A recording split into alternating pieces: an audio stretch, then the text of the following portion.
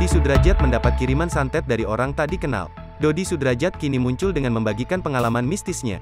Baru-baru ini Dodi Sudrajat malah mengaku sempat kena santet dan Mayang menjadi sasaran imbasnya.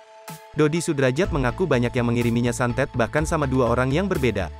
Hal ini terungkap dalam acara Mistis Mirror, yang berawal Dodi bercerita tentang pengalaman mistis di rumah orang tuanya. Pernah waktu itu tiba-tiba radio nyala sendiri, kaget juga. Ya Mayang Luciana Fitri, juga sering dilihatin, diganggu, Mayang pernah ngomong sama Dedi. Sering lihat nenek-nenek, penampakan, di dapur, ujar Dodi. Dodi lantas mengajak dua cenayang untuk bertemu Mayang.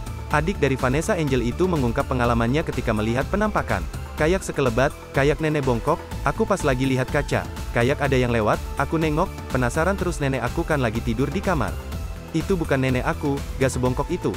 Merinding, ujar Mayang. Dodi mengaku kalau dirinya juga kerap mendapat pengalaman mistis di rumah orang tuanya. Ia sering mendengar suara-suara dan seolah melihat penampakan kakek-kakek hingga merinding seperti Mayang.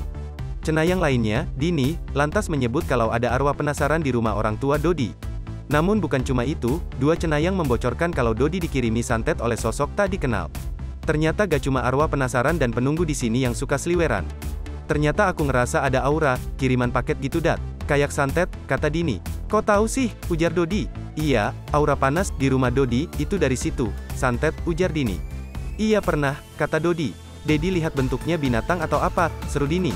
Kayak kembang 7 rupa, di depan, kata Dodi. Di sela-sela itu, cenayang bernama Ayu sempat membahas soal Mayang yang rupanya merasakan keberadaan makhluk gaib.